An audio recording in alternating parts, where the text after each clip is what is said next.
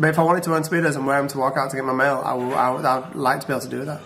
Won't you take me for a ride? I will love the feeling of the wind in my hair while speeding on the highway down by the sea. We go on and on and on. Listen to us tears go by in the very first sunlight, and we know it has just started. On and on and on. Hey guys, welcome back to my channel. So when I clicked on the Inghams channel yesterday expecting a daily vlog and was confronted with an hour-long festival of shit, I was not best pleased, right? It was an hour and 18 minutes. I thought, oh my god, I've got to get through this. How the hell am I going to do it? But trust me, it is well worth it, right? Don't watch theirs, obviously. Stay here, watch mine. I will go through it with you and we'll see what we can uncover. Without further ado, because this is a lengthy one, let's get right into it.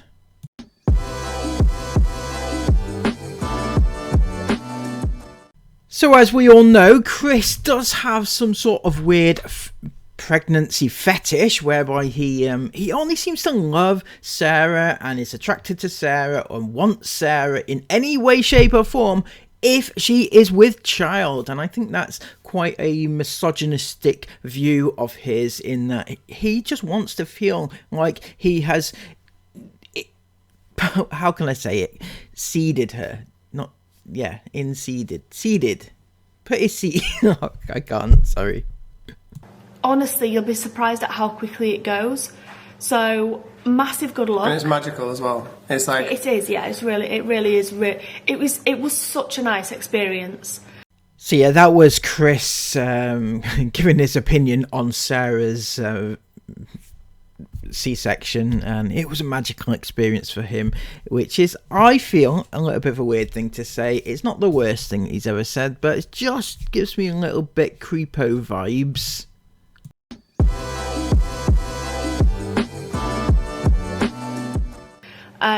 Our plumber was round here yesterday actually, and he's such a nice guy. He's a mate, he's not just a plumber, he's one of Chris's friends, and he's a really nice guy, and his partner is having a cesarean in January. It's very odd how Sarah and Chris seem to always come up with new and exciting ways to introduce their friends. Apparently Chris's friend is a plumber, but it sounds very much like, you know, the story of Chris's plumber's friend. His friend who is a plumber has a partner, is having a C-section because she's pregnant, but it sounds very much like the story that Sarah gave us not too long ago about her friend. Our way here, and one of his videos popped up, and I was like, oh my gosh, remember that place he ate in Sheffield? We're coming to Sheffield, and we said we wanted to try. Why don't we go there instead of Nando's? It's called Munchies on Munchbox. What is it? Oh, it's Munchies. Takeaway. I think I said as well, I think I said before, oh yeah, he's dating my friend. They're not dating, they're like engaged, having the first baby together. So they're not just dating, but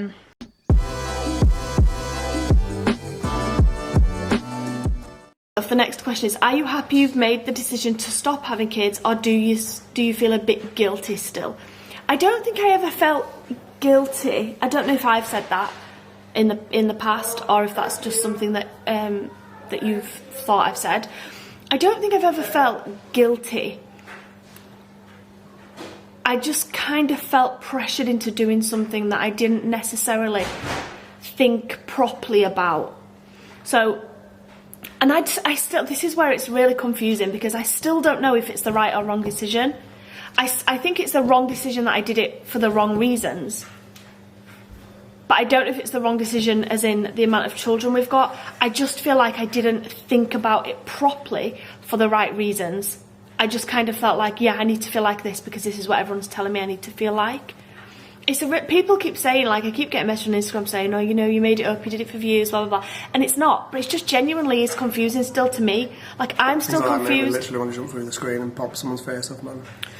Look at the little hard man act that Chris goes through there. Oh yeah, it makes me want to jump through the screen and pop somebody's face out, you know. I'm going to protect my woman for all it's worth, you know.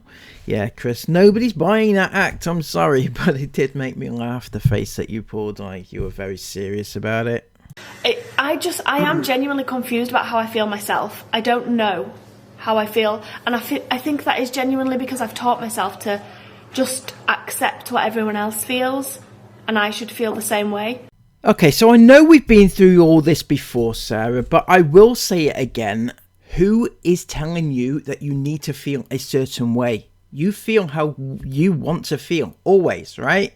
Doesn't matter what anybody else says, doesn't matter what people say on the internet, but I feel like that's not who you're listening to, because it sounds very much like you're listening to people who are within your inner circle, and that involves Chris. Okay, that is it. Chris is the only person in your inner circle. Maybe Nana or Jane. Jane wouldn't tell you anything, right? But it's just, it feels very much like you're listening to Chris, and that is the person who you're talking about, rather than actually thinking about what I want. And I don't really know what I want, to be honest. I don't know if, like, in that first week, I was desperate to be pregnant again, and I think that was partly my hormones, but also partly because I did something to my body that wasn't just for myself, and I didn't really think about it for myself. I was thinking about it for other people. So I feel like I don't really know what I want. I'm still working through them feelings, them emotions and things like that, but I feel like, I don't know.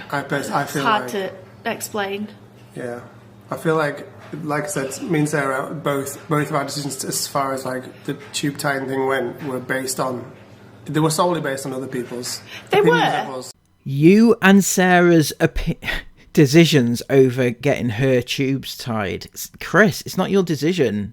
Period. Okay, it really, really is not your decision. Yes, it's appropriate for the wife to talk it through with the husband. You know, is it the right thing to do? Is it whatnot? But at the end of the day, it's not your decision. You can't describe it as your decision. It's her decision, and hers alone. If she doesn't want to get it done, she doesn't have to get it done. Nobody can force her to get it done. If she wants to get it done, she does. She can without your consent. But it's just giving me very icky vibes, this whole conversation. They were, definitely. But I didn't go into having the procedure done thinking I'm doing this for everyone else. I didn't go into the procedure thinking that. I went into the procedure thinking this is the right thing to do. This is right for our family, this is the right thing to do. But I felt that way because I was being told, and I had the feeling and from society that I should feel that way. Society made you feel that way. I thought you'd left the Matrix, Sarah. Chris will be disappointed. You're no longer part of the societal norm that is the Matrix. You are one and alone, you know, both of you together. Rather than thinking for myself, do I actually feel this way? That's why it's kind of hard to explain. I feel like once it's... We said we're having it reversed. So we are going to have the procedure reversed, that's for definite.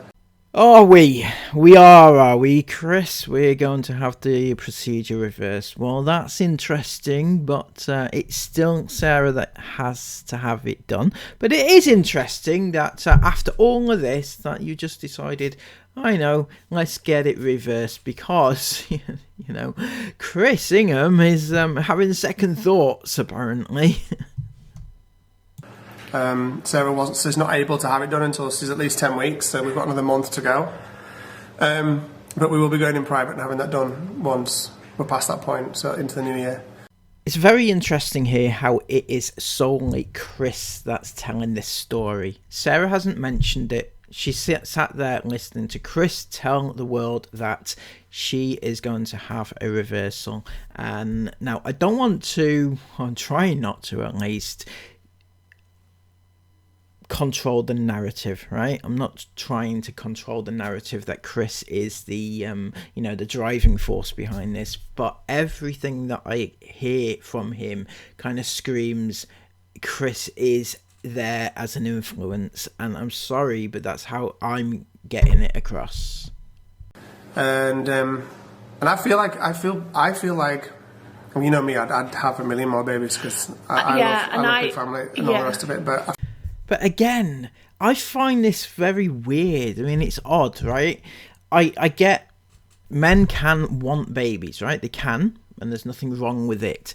But for him to say, yeah, I'll have a million more babies, but it's not him that has to do anything with them. It's not him that has to carry the baby. It's not him that has to give birth to the baby. It's not him that has to, you know, spend every waking second of the early years with the baby. He just pops in, gives her a little sort of, you know, flip up in the air and back upside down and, you know, catch her again, and that is it. That's all his job is that he perform. I mean, maybe behind the cameras, yeah, because remember, we only see 20 minutes of their day, obviously, but behind the cameras, maybe Chris is in fact super dad. Maybe he is that dad that he's dreaming of being, but in reality, we know that he's a useless twat. I feel like when you've had the reversal done, I feel like you'll want to know if it works or not. I feel like that'll be, and not to have a child just to know it works or not, but I just feel like, oh, Chris, you have absolutely no idea just how manipulative that sounds at the very best for you. Yeah, when Sarah gets her tubes undone, we will, of course, we're going to want to know if it has been successful, won't we, Sarah? You know, how will we know unless we try? And, you know, Sarah, hey, let's pop off and let's give it a go, just to test the waters, right, Sarah? And, you know, if it works, it works. If it doesn't, it doesn't, you know. But you'll never know until you try it. Well, I know what we've talked about, so I know you feel strongly about stuff like that. Well, now, not to read too much into this, but as soon as Chris had finished talking, he gave a sip of his chai, right? And he gave Sarah the slyest little glances as if to, you know, give her like it's kind of like more of a controlling thing. I mean, I could be wrong, but that's how it came across to me. Maybe I'm trying too hard to find things which are at fault where no fault lies, but I don't know. That's how I felt. I just felt like straight after I'd had Aurora that I knew I wanted more children. I felt like that really strongly. And I feel like that strong feelings, it's definitely not gone, but it's definitely not as strong as it was before. And now I've been questioning, do I actually want more children? Or is it just that I've told myself for so long that I can, and now that I've come to the realisation that I should be what I want, I'm just doing it because I'm coming to that realisation. You know, like when children like get told they can't have chocolate, and then they get to 18 and they go and they eat loads of chocolate. Yep, Sarah really is comparing not having a child to not being able to eat chocolate. Mind you, she does tell us what she knows, and eating chocolate is one of those things that she does know. So I feel like, am I just doing it for that reason, kind of? I don't know basically what I want, but Chris has said that, because I've talked through, obviously we've spoken in depth about all of this, Chris has said that he thinks I should still have the reversal done, and if I decide that I don't want more children, then he'll have the vasectomy done. Don't look like that. I'm joking. It's a joke. Yeah, but everyone will take that seriously. It's a joke. It's a joke. It's a joke. He did say that. The thing is, Chris, it's not a joke, right? Okay, I get that you may have been, you know, pulling a face or whatever the fuck you were doing, right, at that particular moment, and you're now passing off as you were joking, you know, it's just banter. You know, it's great stuff, isn't it? But your actions speak a lot louder than the words could ever do.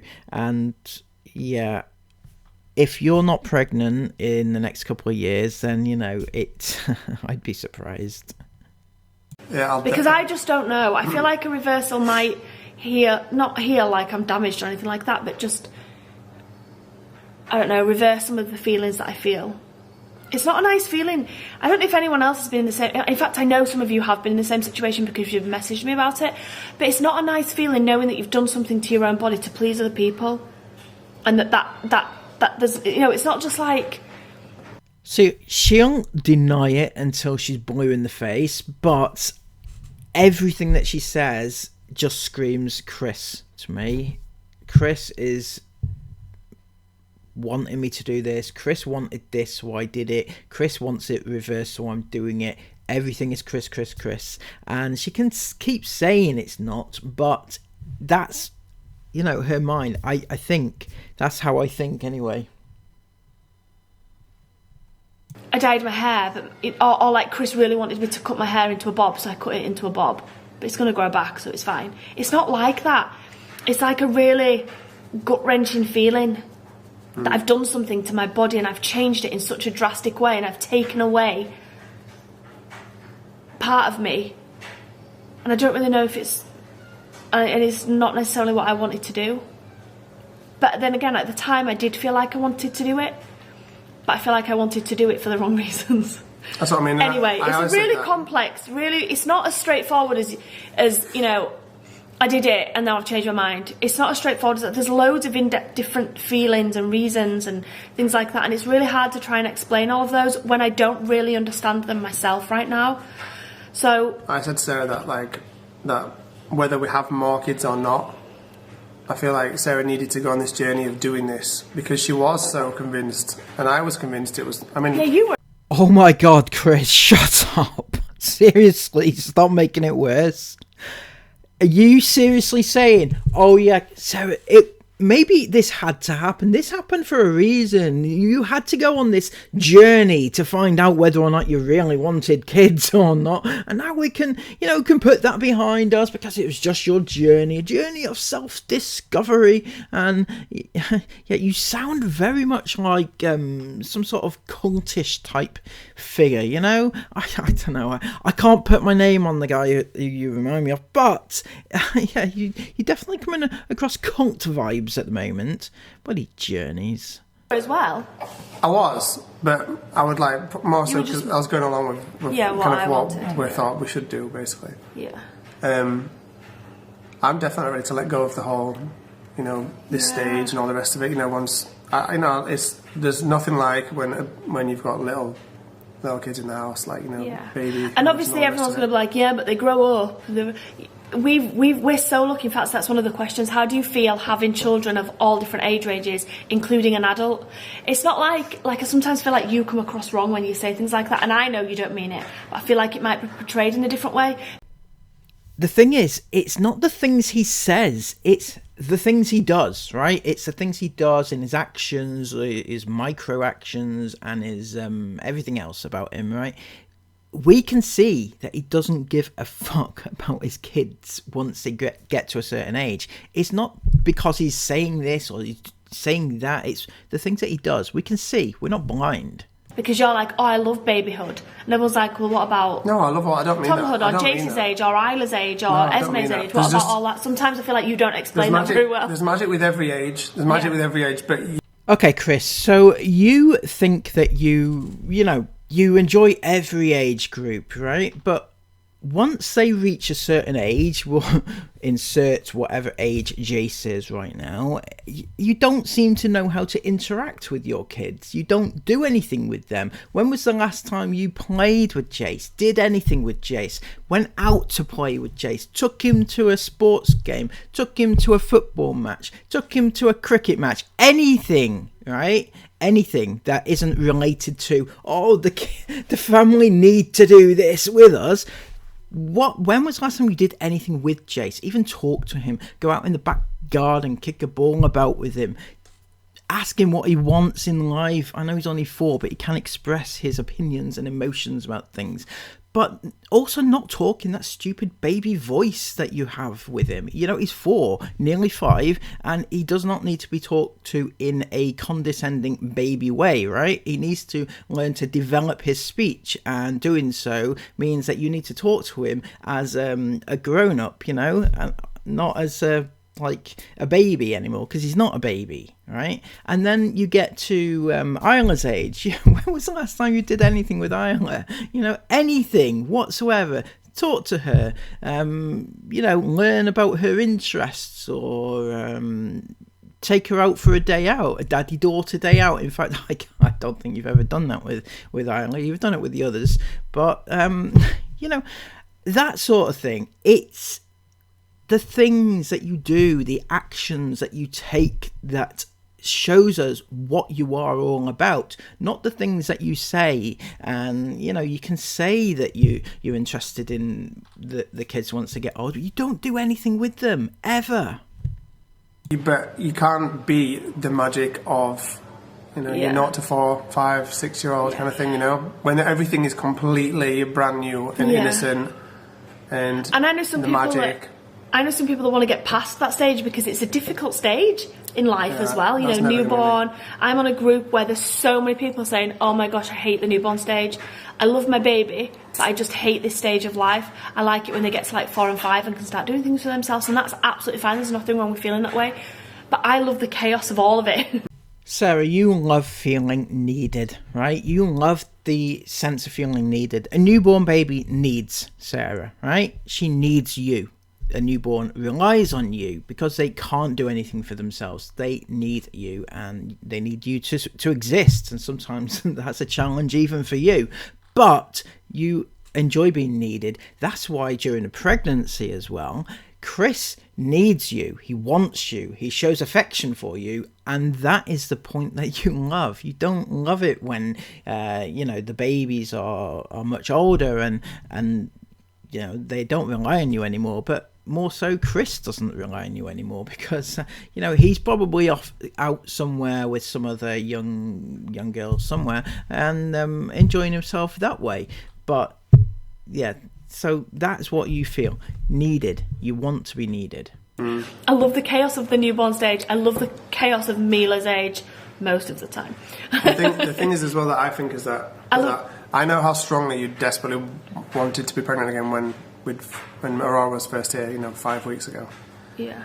And now we're in the thick of newbornhood, and it's tiring and it's draining and it's definitely stressful. And when you're working and you've got 1,000,001 work things going on as well, Oh, Christopher, you did not just say that you're finding it stressful because you have to work whilst dealing with a newborn.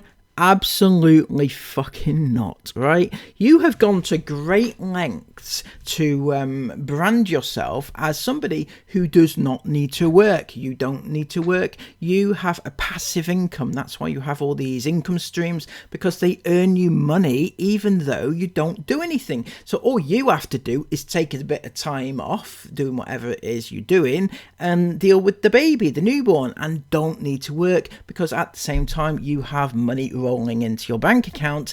And normal people, other people don't have that. They do actually have to go out to work. The man typically goes out to work and misses all the newborn stage, which you love so much. So for you to say that you need to work and it's stressful for that reason, that's ridiculous. There's lots of stuff going on all the time. You're not going to know whether you want another baby or not until that stage has passed and she's a bit older and you feel ready to embark on doing that again. Because right now you wouldn't want to have another baby right now. I would not. Life's chaos right now. Because we've got a newborn. Yeah. I think when she's about 18 months, 2 years, I'll know. That's when you'll know. I'll either be like, we'll go and have another one, or I'll be like, do you know what, I'm actually done with the newborn days. I'm ready to just enjoy the older 3, the younger 3, and we are actually done with having children. But I can't for 2 years be sat thinking, but my tubes are tied. This is the point. I can't for 2 years spend the next 2 years thinking, but my tubes are tied, so it's been taken away from me anyway. Do you know what I mean? That's kind of where that's also the quicker you get it reversed, the more chance of success. So yeah, exactly. That's right, Chris. I believe I told you that, didn't I? I'm only joking. The doctor told you that. I hope you listened. But yeah, it was. I think it's a desperation. Chris is coming across like he really, really wants it done soon.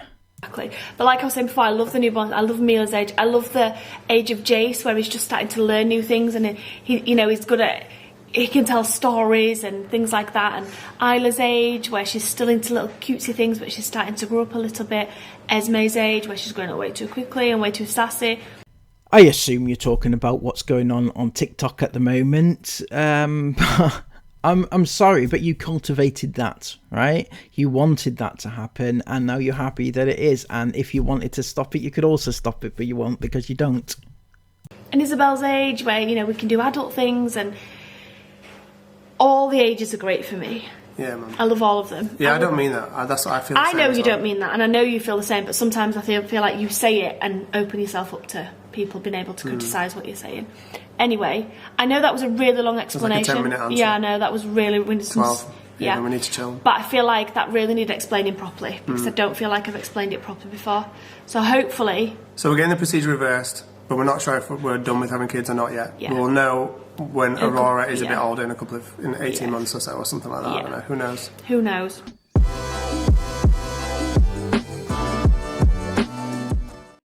Right. How do you balance, being homesick and being bored and wanting to travel? Whoa, I didn't read that very well, did I? How do you balance being homesick and being bored and wanting to travel? I think we've got that down really well, and I feel like we're really lucky, because I do get homesick when we're on long van trips right at the end of the trip. So after about 6, 7, 8 weeks-ish, I start missing home, and then we get to come home. And home feels amazing and brand new and all exciting because it's all so spacious and feels luxury and it's amazing. And then by the time I start getting bored at home, we have to travel again. That really worries me, Sarah. The fact that you would say that you actually get bored at home.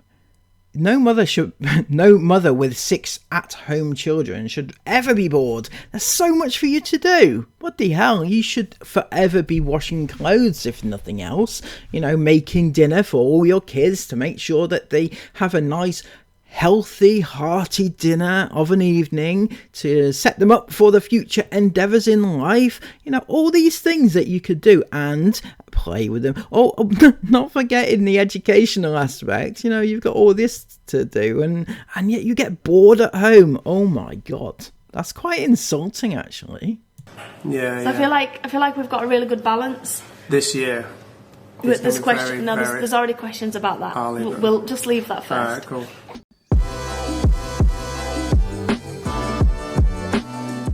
Okay, I'm an early years team leader.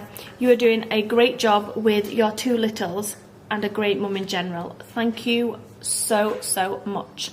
That's come from somebody called Ella.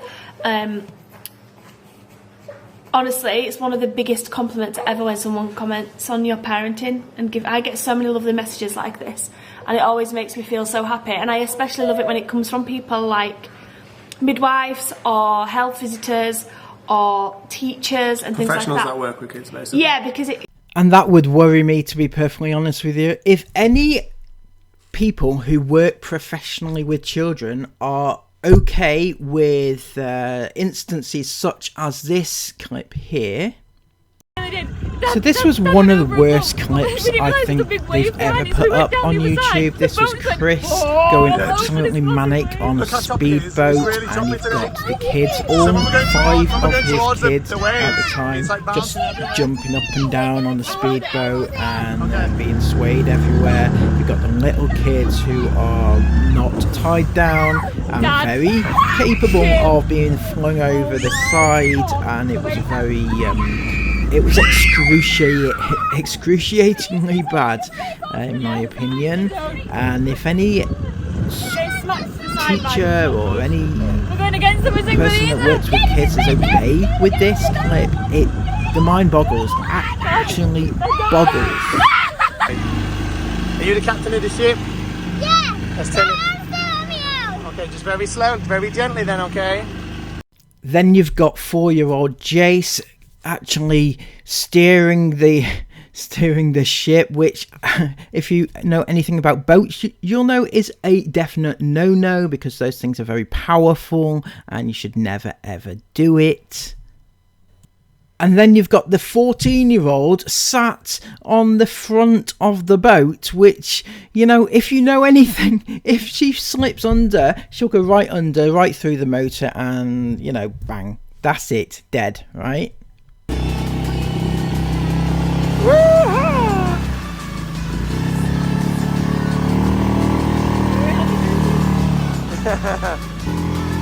Go on, Isabel! And then you've got Chris telling Isabel to go faster, faster. So, if any child professional is okay with that sort of thing, I'm absolutely gobsmacked, right?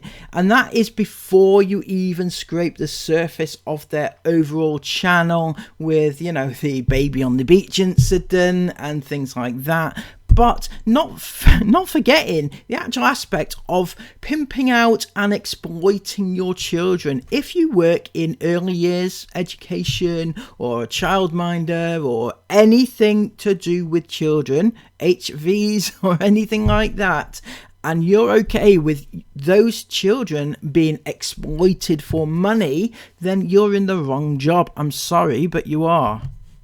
Because sometimes as a parent, even though you know you're trying your best, sometimes you question things like, am I doing enough? Or, you know, is thoughts that shouldn't ever enter your head. Like, are they... It's gone cold. It's okay, I'll go in a second. Are they up to where they should be? And you know, with children, there is no, they should be here by this age. So sometimes when I'm having days like that and I see messages and things like that, it just really does make me feel like, it makes me feel good. So, thank you so much. It's worth noting, of course, that this particular question was the only thing that was from somebody who they named by name. So, I mean, take from that what you will. Is it real? Is it not real?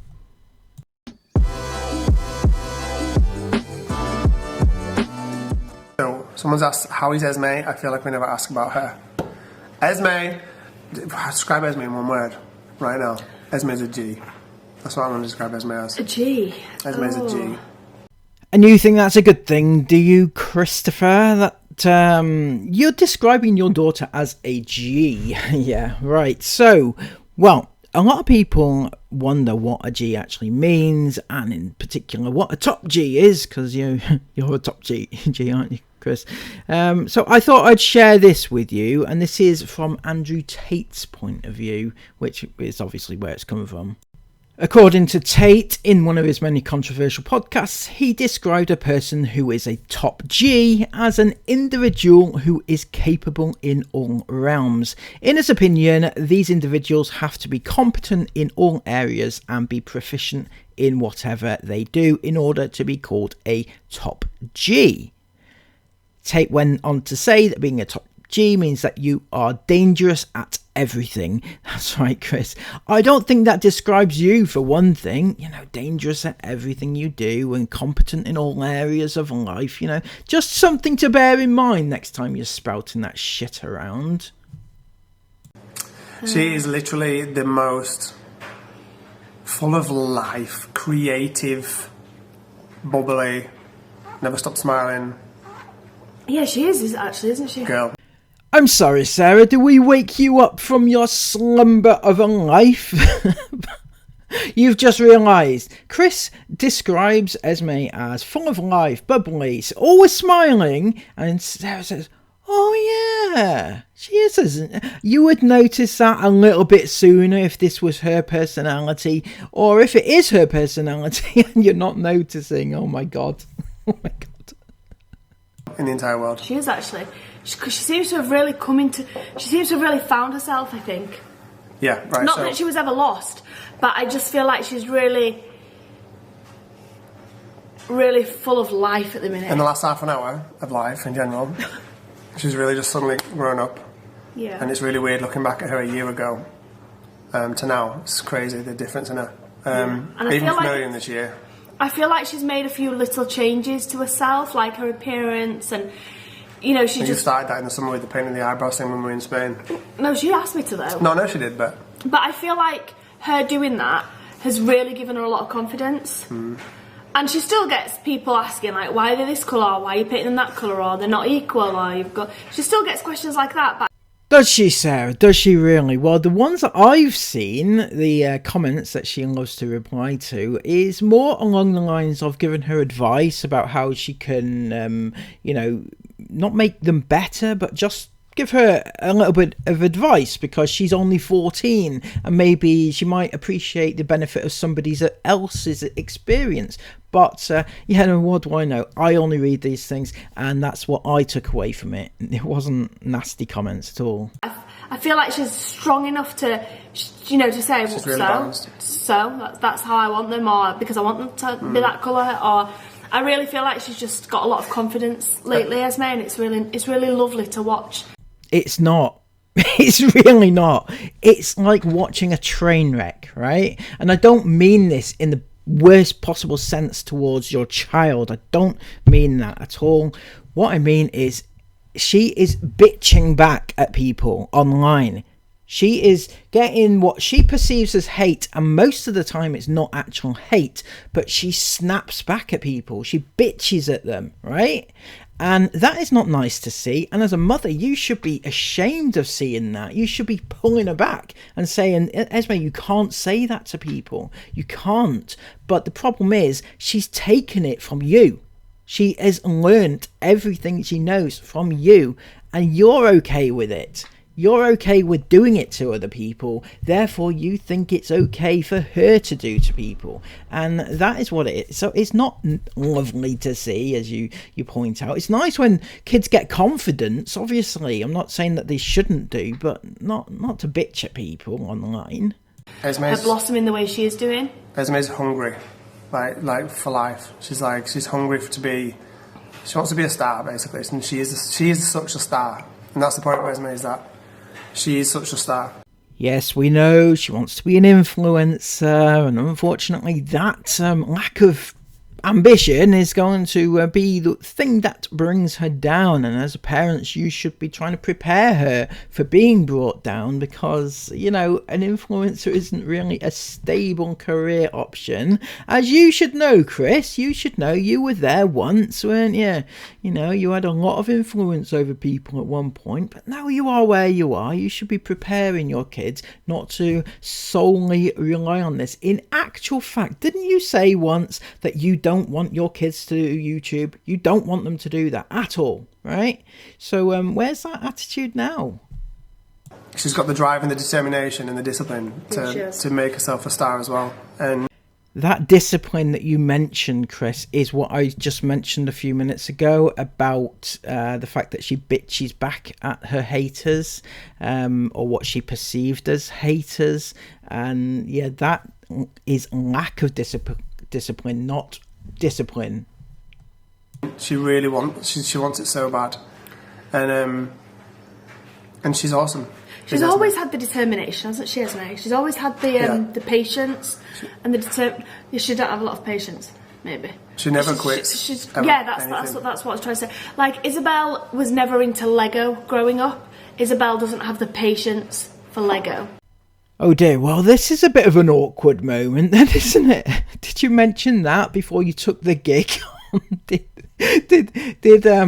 during the interview process for this gig, did Isabel happen to mention that she wasn't keen on Lego, but she'll promote it for a few quid?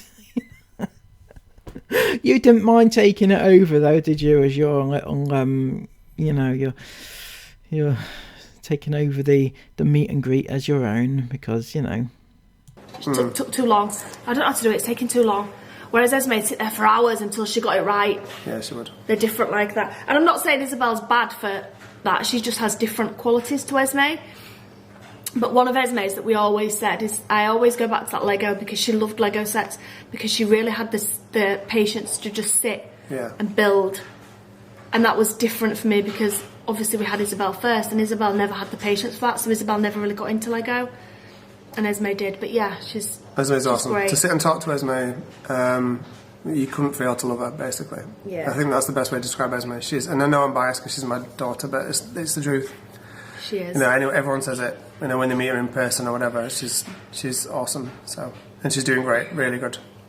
I do think that this is a bit of a problem though, Chris, because you say that everybody says it when they meet her in person, but this is IFAM that meet them. When IFAM meet you and Sarah, they say that you're lovely people.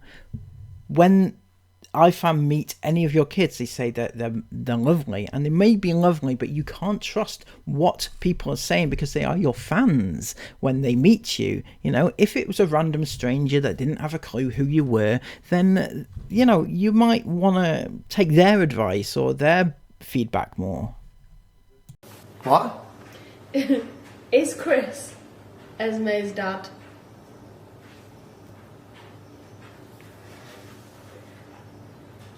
I'm really glad you've asked this, because I've wanted to bring this up for a long time. Because Esme's wanted to bring me this up for a long time. I am Esme's dad, yes. Chris is 100%. all 6 children's dad. Might not be Isabel's biological dad, but you're still her dad. You brought her up since she was 1 year old. Exactly. So was that the subject of the clickbait title? The truth about me and Esme or some shit, right? Yeah, that was pathetic. I got a million questions about... You probably won't want to be involved in this one, actually, babe. I got a million questions asking about... Right. Asking about Esme's period story. Oh yeah, I'm gone. He's like, oh yeah, I'm gone. And I was so confused. I was like, why is there suddenly so many questions about this? Because we've never shared Esme's story time about it because she's something she didn't want to share. So Esme started a period back in February when we were on the van trip in the Arctic, and she didn't want to share that. She was like, no, I'm not sharing it, I don't want to. So we didn't. We never vlogged about it, we never spoke about it. We got millions of questions about it every time I do a Q&A, but we never spoke about it because Esme didn't want to.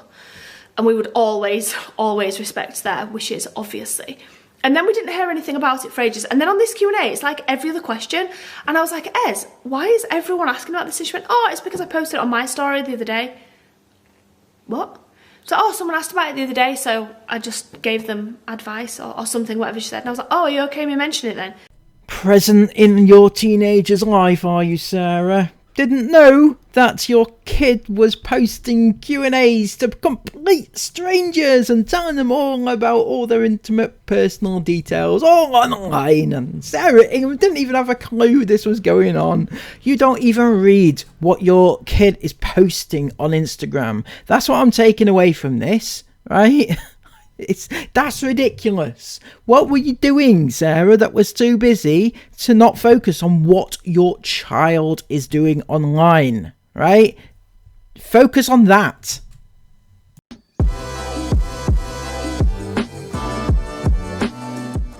This is a good question. If your house was rented, I don't really think that makes a difference if your house is rented or bought. If your house is rented, would you make your girls pay rent and for food, etc. when they're rented? No. No, I wouldn't. Well, no, I don't. We wouldn't do, would we? I wouldn't, no, but I wouldn't. But I feel like only because we're in a position to be able to not do that.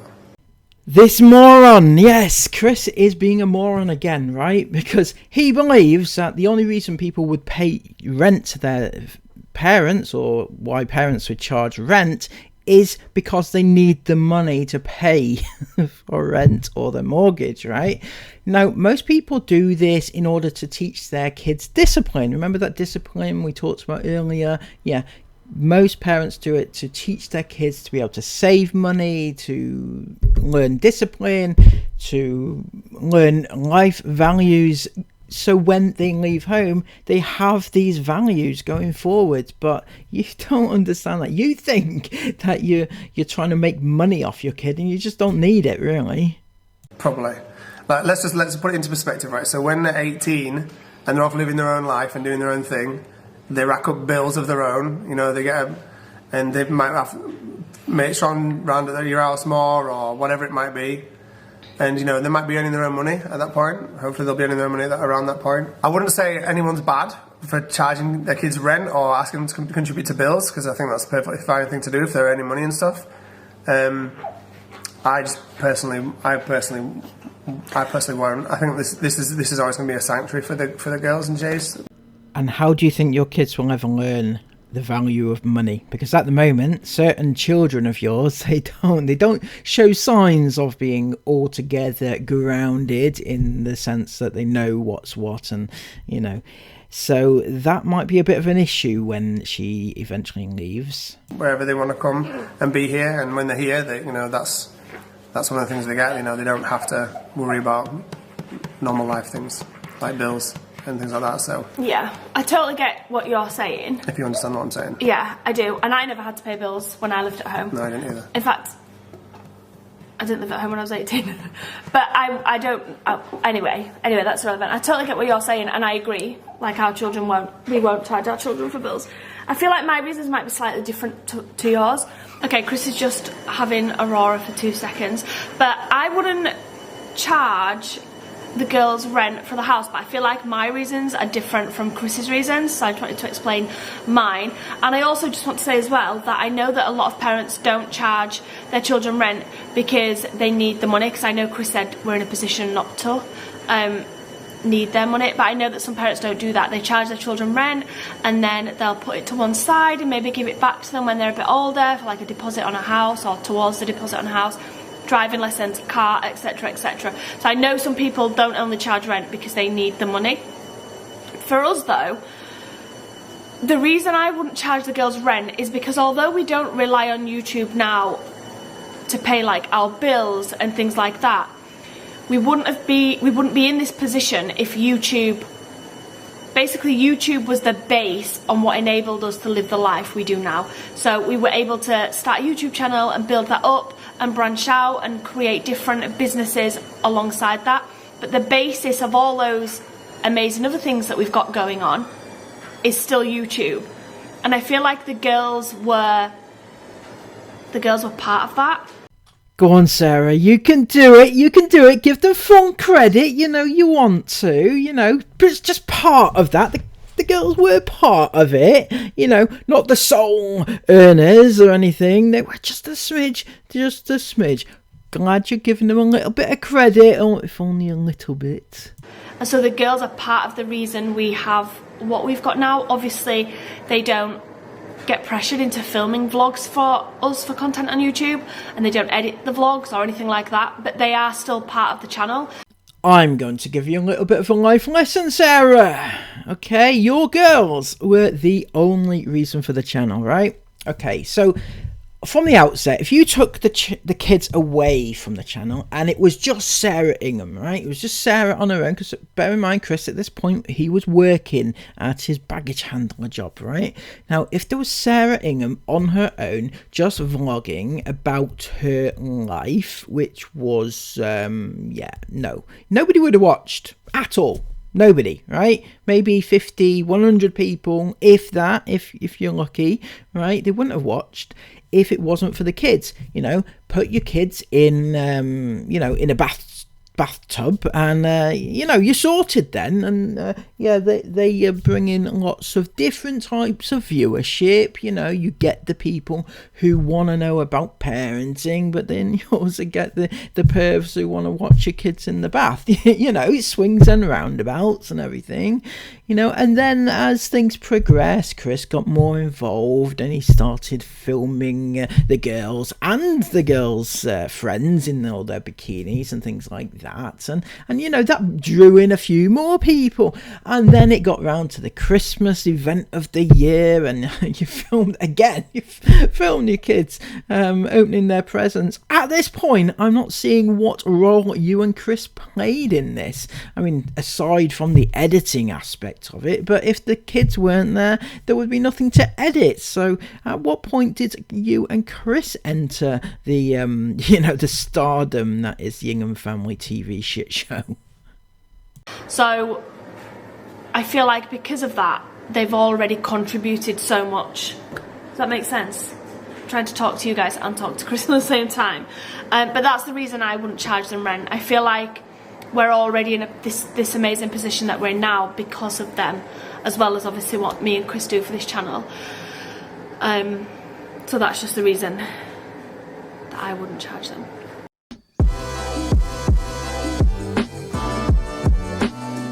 Right, do you and Chris ever miss date nights, alone time with you guys? Yeah, definitely. So obviously we do get alone time, not at the minute because we've got a newborn baby, but our kids are very good at going to sleep, and when they go to bed, we have alone time in the evenings and things like that. And we used to. We don't anymore. Yeah. But like as far as going out and things like that, yeah, I definitely miss that. Obviously, it's been nice now at times when we've been able to go out in the daytime together. Because Izzy and Esme are old enough to be responsible here for a bit, and they're like more than happy to do so. So yeah, me and Sarah don't really have anybody that would be kind of on the babysitting roster.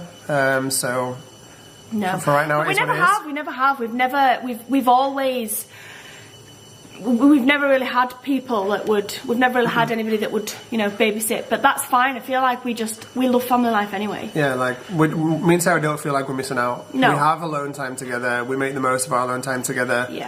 I'm sure you make the most of your alone time together, Chris. I know it. At least 6 times it's happened anyway. So yeah, I can imagine what your night times are like. And it's not like we've had a babysitter and then suddenly that stopped, so now we're missing it. No. We've never had it, so it's always been the same. And I also know that I know how quickly children grow up, and I know that before we know it, all of our little ones now will be grown up, and then the house will be quiet and silent, and me and Chris can have a million date days, date nights, time out on our own without anything to worry about. Oh, you poor deluded Sarah Ingham. I'm sorry to be the one to announce this, Sarah, but when the time comes and you are old and grey, there's no chance whatsoever that Chris Ingham will still be with you, because he's not going to stay by your side. Because he's definitely going to want somebody a little bit younger, maybe a little bit more fertile, if you know what I mean. Yeah. So I feel like right now we're just embracing the fact that we're all together as a family, and we love that anyway. Yeah, for sure. I love the chaos and whatnot. Obviously, I love my alone time with my beautiful hot wife. But what are you being bashful for? Yeah. Don't be bashful. But we still get alone time, not with a newborn and stuff like that. But we're not hard done by, basically. No. So. And obviously I love that you describe your alone time as you not being hard done by, My alone time with Sarah, I'm not hard done by, I get a bit of it, but she puts out a little bit. It's great, isn't it? We do get times like when the girls are away with friends and things like that, like Isabel's away this weekend, for example, but obviously we've still got the 5 of the children, so that's not the same, but yeah. It's always been the same. So. We'll have day nights, and we will do, and we don't film stuff like that, but we have day nights at home. We do have day nights at home. Yeah, we'll watch movies and things like that. So.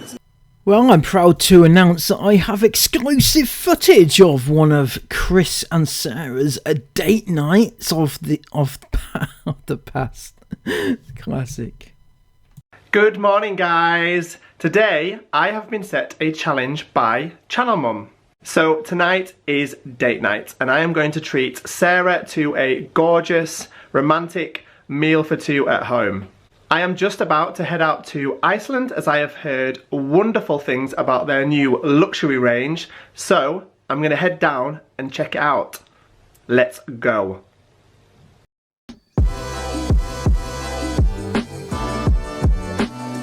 Yeah.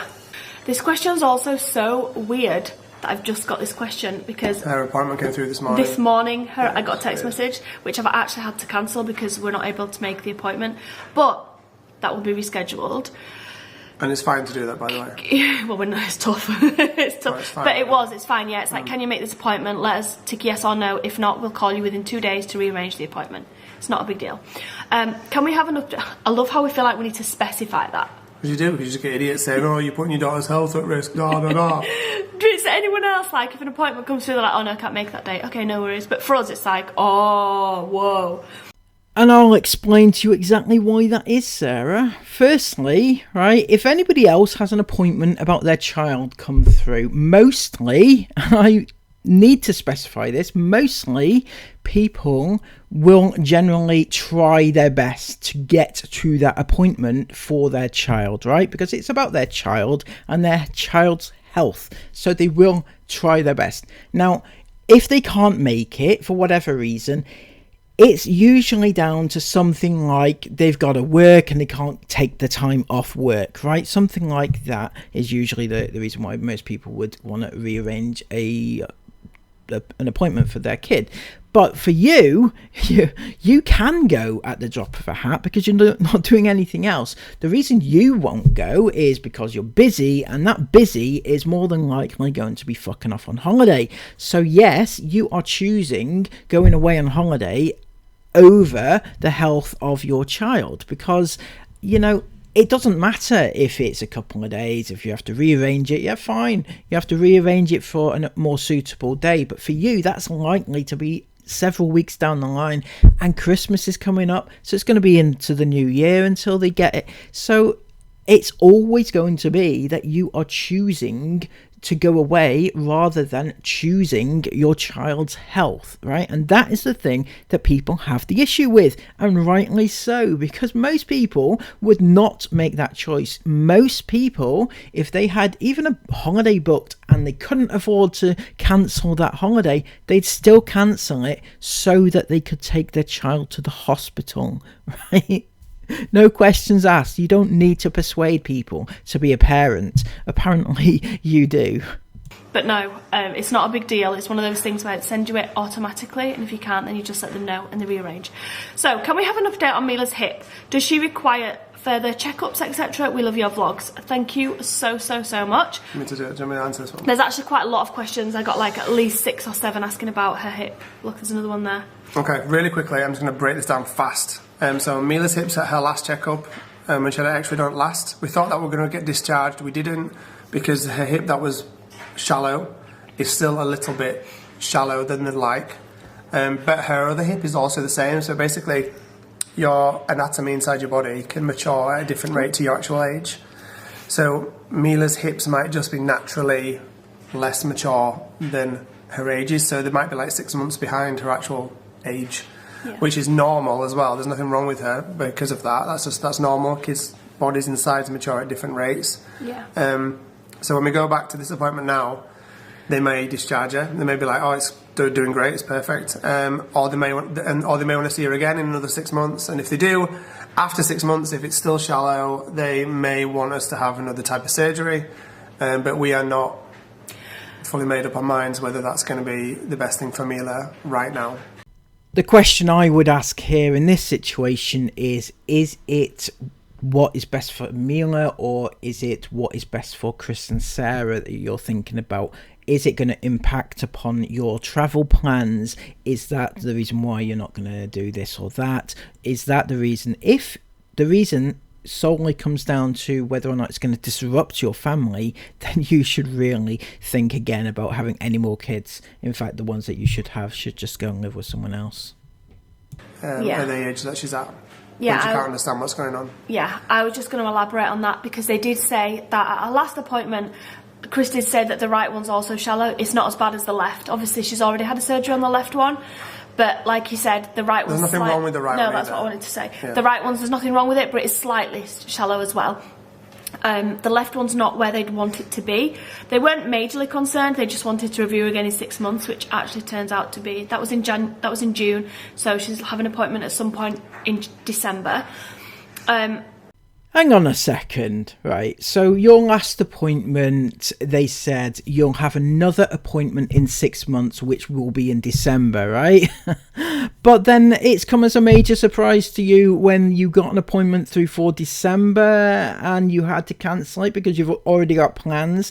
I'm sorry, Sarah, but most parents would have thought, hang on a second, we can't make these plans just yet because we're due to have an appointment for Mila in December, and yeah, Mila is more important than going off and doing Vlogmas things or going to Disney or whatever, you know. So let's hold back on making any plans, you know, and try and work around our plans when the appointment comes through. But not the Inghams. No, they're absolutely ridiculous. Sorry. And like Chris said, I think, was it, if it's still shallow at this appointment, they'll give her one last 6 months. 6 months. Yeah. So if it's still shallow in December, her left hip, they'll give her another 6 months. And if it's still the same in June, or there's no improvement in June, then she will they think she'll need another surgery, but they did warn us that the other surgery isn't like the one that she had at 6 months old. It's a major surgery that takes like a good few hours. It's all about breaking her pelvis and moving all and taking bone from here, and they did say like it's a really big surgery, so that's not something we will rush into. I'm not saying we definitely wouldn't do it if the doctors are strongly advising. I just it would have to be, you know, if you don't do this, this is going to happen, and this is going to happen would have to be something big for us to immobilize. What? So basically, the doctor would have to be saying that Mila's going to die if, you know, if she doesn't get this surgery. Is that what you're basically saying? Because you're saying that it has to be so huge and so severe for you to definitely do it, because, you know, it might be the best thing for your child, but unless it's going to, you know, be life threatening, then we're not going to bother with that one. Number one, put her through such a major surgery, and number two, immobilise her for up to a year, he said. At her age, when she's 2 and so lively and doesn't understand what's going on, as opposed to doing it maybe when she's 5 or 6, which I know will still be difficult on me and Chris, having to pick her up and things like that, get into toilets, but I think she would more understand. She'd be able to read books, and, you know, I just think for a toddler at 2... She'd understand why it was happening more versus now. She won't understand why it's happening now, basically. Okay, so I'm not a doctor, right? Strangely enough, I didn't go to the Chris Inghams School of Medicine. But, okay, psychologically, I would have to say that getting it done sooner, younger, is better than doing it when she's a bit older, because people generally can't remember too many things that happened when they were young, like 2-3 years old, whatever, right? They can't remember. It's like you don't get that part of your memory, or it doesn't stick with you unless it's something really traumatic. And when she's older, she'll remember it. She'll have that mental scars for years to come. I just think that getting it done now would be a better option. I mean, I don't know. I'm not saying that they have to. I'm not giving them any advice whatsoever. I'm not even snarking on their reasons or anything. Just my personal opinion is that it's better. Yes, she won't be able to understand why it's happening now, but the fact she won't be able to understand why will be the reason why she won't remember it in years to come, and it won't affect her as much years down the line. That's my opinion anyway. Yeah, and I feel like it'd be very difficult on her, and I feel like it'd be an easy decision to make if she was showing symptoms, which she shows 0 symptoms of her having anything wrong with her hips. That's because she may not have anything wrong with the hip. Yeah. Right. So we're just saying, like, this surgery is like the worst case. It's a rare scenario that this is going to turn out to be the fact that she has to have surgery. The more likely scenario is that we're going to go back and her hip will be healing the way it should be. Yeah. Because Mila has no symptoms. Like, she's Rambo. She'll jump off anything. She will climb anything. She run. Runs. She's rapid. She runs so fast. Yeah. There was nothing wrong with Mila. You would never know there's anything wrong with her hips, and there isn't anything wrong with her hips. Her hip is just showing as like less mature than her age is, which is also not massively abnormal. Uncommon. Yeah. No, it's not uncommon. So we may go back and it'll be fine, and we may go back in 6 months. And it will then be fine, or at least it'll have matured enough to show that in another 6 months after then it will be fine. Yeah. And she won't need any surgery. Yeah. But we're just saying, like, at the worst come to worst, the rare scenario that it may turn out that she has to have a second surgery. And it's something we'd think. We will not be jumping straight into it. We will very carefully. We'll probably get another opinion, and we'll very carefully weigh up the pros and cons. We'll know more in December. For having it now, but we'll definitely know more in December, basically. Yeah, we'll know more in December. In December, they'll tell us, like, oh yeah, it looks like it's going in the right direction, or it's not really changed in 6 months, which is definitely not what we want to hear. Fingers crossed.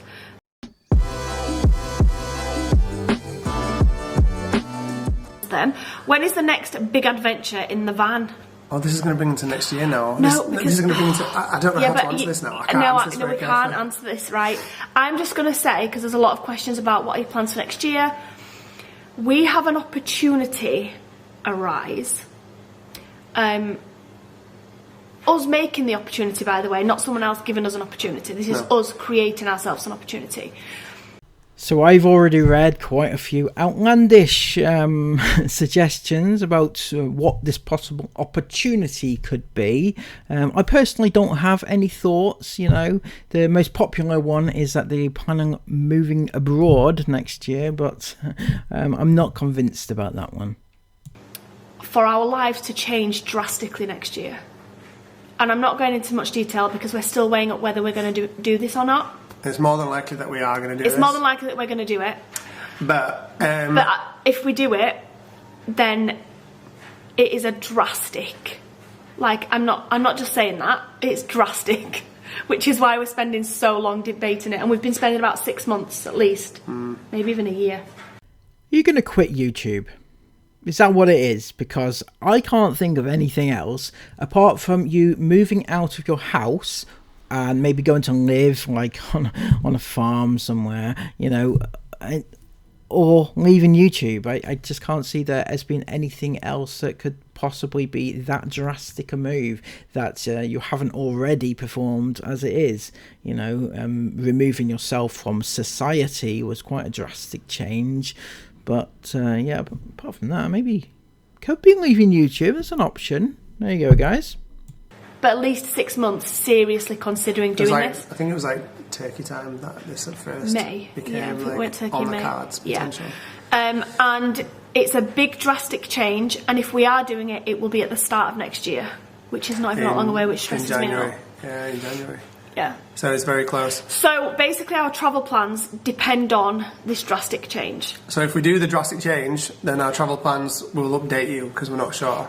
Yeah. 100%, because the drastic change involves travel plans. I hate it. Can I say that? Involves travel plans, but not really. But not necessarily in a big van adventure. But if we don't go ahead with this, or it's delayed, or we delay this change, whatever we might be doing, then there will potentially be a big van adventure coming up in January or February. We're not 100% sure yet, basically. We've got some all a bit up in the air. Yeah, we've got some very big plans for next year, for 2024. Yeah. Humongous, amazing plans that we're really excited about. But they could go either one way or the other. But it all depends basically on whether we're going to make this leap. Which we probably are. Which we probably are, but we don't know yet. It's a bit scary. But we probably are. But it's something that will benefit our family. And I'm really sorry to say that, because I know loads of you have been really irritated now. Like, I hate it. Why not just don't mention it? Wait, can we say this though? We are, but the van is getting used in the next. The van will be used in the next year. No, the van. No. Sorry. No, you can't say anything else. No, I know what you're about to say. I can. No, you cannot. I can. Stop. No, you cannot. Alright, the van is going to be used a lot in the next year. Let's just put it there is going to be van adventures in the next year a lot. Yeah. We have some very, very massive, even if we do this huge life-changing thing, right, then part of that is there's still going to be like a van adventure at Trust, and it's going to be like probably the best thing we've ever done. It's not part of it. No, but there will be in that, incorporated in that year, in that... Just stop. Just stop. Right, I'll shut up now. Right. So using the van isn't part of the big life-changing opportunities, so therefore it's the main part of it. I take from that you're going to be moving out into your van full time. That's the only thing I can think of.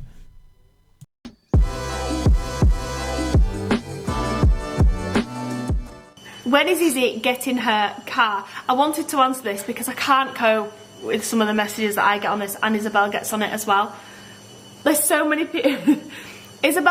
We got Isabel a car for her 18th birthday. So when I say we promised her that we'd buy her a car for her 18th birthday. So we said we were buying Isabel a car for her 18th birthday. We didn't buy it on her actual birthday because we wanted her to be involved in the process of buying it. It's a big purchase, you know, and Isabel always showed signs of, oh, I can't wait till I can go car shopping. She never expected us to buy her a car, but she liked the thought of going and choosing her own car. It's always been a fun thing for her to do that she envisioned doing.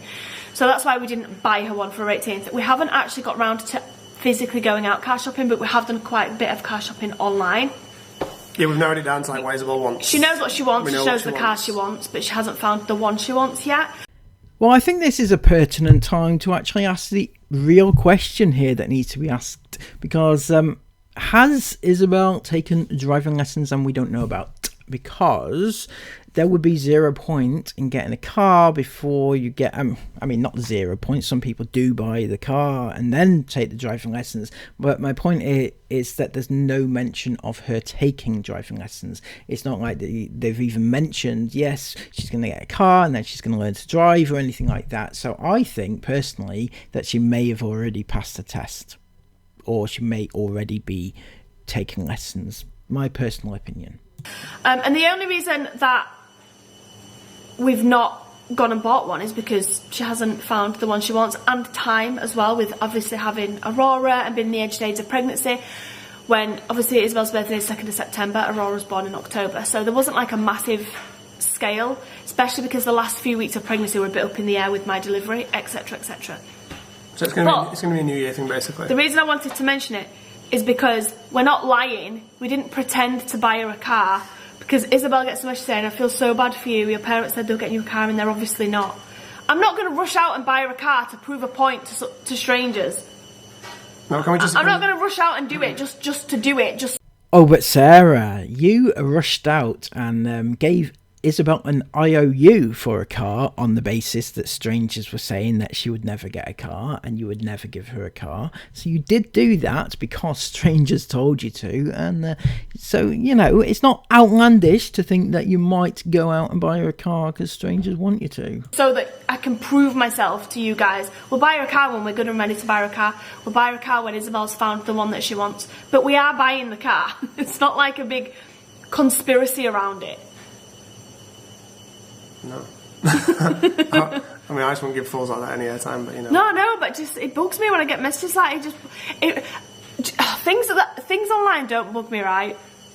When it's things like, you know, you're ugly, or you can't vlog, or your vlogs are boring, or you're fat, or things like that don't bother me. But things that say I'm lying really wind me up. Like, I don't know why, it really, really winds me up. Things that are just blatant lies, you know why? Or accuse me of lying really get to me. Because we don't lie, that's why. I know, but when someone accuses me of lying, that really gets to me. Or when somebody tells a lie about me, that really gets to me. So stop doing it.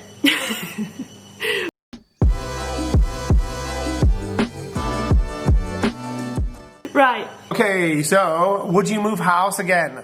Yes, 100%. And we will be doing it in the future, but like basically I think that what the best way to answer this is that if we could take this house and plonk it in the middle of a field with a big long driveway that was tree lined up so you couldn't see the house from the road and it was super private, then this house would be my dream house. I love this house to death. It's got the land here, it's got so much potential, it's massive, you know, we could extend, we could put a pool in if we wanted to, we could do all sorts of stuff. Yeah, Chris, your actions really do speak to the fact that you love the house so much, you know. Sarah even admitted that she gets bored of the house, let alone loves it, you know, so I'm not quite sure where you're coming from here. Yeah, I love it. Pooling? Well, why would we want a pool? Because it'd be so good, that's why. For fuck's sake, Sarah, surely to God, you know what Chris is like now. A pool, Sarah, no matter how often or little you can use it, is, you know, perfect vlog content opportunity for his girls, right? And secondly, it's a status symbol, right? Nobody else on the street has a pool, so it would be great. And he thinks all the best top G's in the world have pools. I've talked about getting a skate park on that grass. You never get a skate park on the grass. Anyway, I love... Honest to goodness, that garden is not that big. He wants a pool in there, he wants a skate park in there. It's a tiny garden, it's just a standard sized garden. It's not that bloody big. I love this place, I love the house, we're very lucky to have it. It's a massive, massive plot and it's got potential to do all sorts with, but it's not as private as we would have liked, basically. It's not the private sanctuary we thought it would be. Private sanctuary, Chris. What the fuck do you think you are, a monk? Brilliant. So yeah, it's not quite as private. I remember when you were looking for a house, what you wanted really was a gated community, wasn't it? It's not you've got your gates, but it's not really a community, you know, with nobody wanting to know the people who live beyond the gates, isn't it? You're probably the family that everyone avoids, you know, they run past, they shout names at you and run off again. You know, I can imagine that happening. Sarah comes out with her little witch's stick, you know. But yeah, it's not the sanctuary that you were after, you know. It's a shame. Yeah. When we moved here, probably just naivety basically, but no, that was not our doing. We'd not even moved in. Right, well, whatever. There's a lot of weirdos out in the world that if they want to find out where you live, they'll find out where you live, basically. And whose fault is this, Chris? My God, I know I'm going to get the blame. I know Tattle are going to get the blame. But at the end of the day, it is you that are putting your kids at risk, right? Nobody else. You are putting your kids front and centre on your channel, and you're saying, look at us, this is where you can find our children, right? You film every aspect of your street, you film your house, you film everywhere around it. You were the one, in fact, that exposed where you live, the name of the place. Yes, I may have put out a video there, right? I've never exposed your address.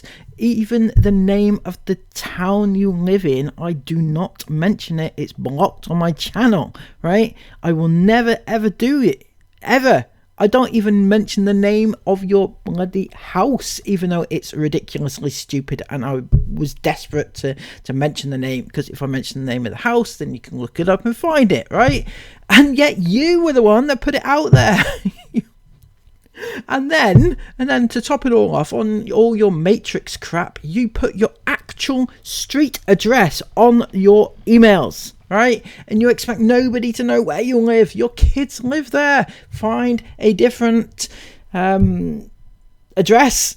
Find an anonymous address, a PO box, or a an office address. Send your mail there, right? Have that as your base. Not your home, not your home. In fact, don't film your home. That is an option too. You don't have to film inside or outside your house. That is also an option. But you choose not to, because you do not care for the safety of your children. And that is plain to see, because if you did, then you would not have them on YouTube at all. At all. That's the end of the story, basically, but because they've got nothing better to do in their lives. But basically, the long and short story of it is we've got a lot going on next year, and we will potentially, in the future, short term or whatever, we will be looking to upgrade. Oh, it's going to be an upgrade, is it? From the mansion? Bloody hell. It's it's going to be difficult to find a better looking hospital clinic venue than that. Maybe yeah. Maybe find a disused hospital. That could work. It could work. You know, you could convert it. It's an option. I don't think we'll move. We'll 100% not move from this house within the next year or two. Definitely not. We're too busy, but we're too busy. We're not going to be moving for a couple of years, basically. So that puts to bed any notion anybody had of them moving abroad next year as their drastic change. So I don't really know what it could be. Maybe it is just the leaving YouTube thing, you know, but then again, where are they going to make their money from? I don't know. This is going to be exciting. You've got me on tenterhooks here, Sarah. I really am invested in this storyline you've got going. It better be good, otherwise I'm going to cry. But maybe within 2 years, but not within 1 year. I would have thought. I don't even think 2 years.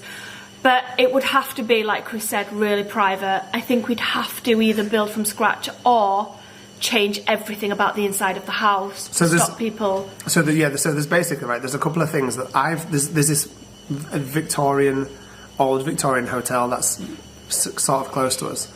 And someone's bought that and they've turned it into a house basically, and it's the most stunning Victorian house from the outside. You would never entertain that when we bought this. No, I wouldn't, because I was all about brand new, contemporary, and clean and all the rest of it. And I loved the older style. Yeah, But I was like adamant that we needed to have a brand new contemporary house, whatever. And I love this house, don't get me wrong, this house is just, every time I look around it every day and I pinch myself that we own it.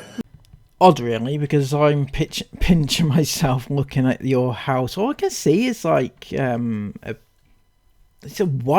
just white, pure white, with a Christmas tree in the background and a little bit of grey furniture, and that's it. It's very boring. Honestly, get some style, Chris. Yeah. It's beautiful in every single way. Yeah. And we live in a lovely area, etc. But it's, I definitely now, if I would move, and we probably will move, but not to necessarily upgrade the house because we love the house, but just to put this house in an upgraded area. Somewhere more not private. Area, but just more private. Somewhere more private. Somewhere alone, basically, like in a field with a big long driveway where no one can find out or know where we live. Basically, that's what I would love to do. Yeah, I feel like when we moved from our first ever house that we started with YouTube, and then we moved to the first house we ever bought, I feel like that was a huge mistake, and we didn't really realise that at the time. But I remember our management saying, "You guys are not going to stay here. It's not private enough." And we were at the time were like, "What do you mean? It's fine." Yeah, we didn't get it. We didn't understand it at all. Stuff you learn over time, though. We didn't understand it at all. Really? Are you sure? Because at that point when you moved, you had you were nearly at the million, right? You must have been around about 7, 8, 900,000 subs at that point when you moved house. So you must have been huge. You must have had people recognizing you all the time, and you must have known that there was issues with privacy, and yet you chose to ignore those. You must have known.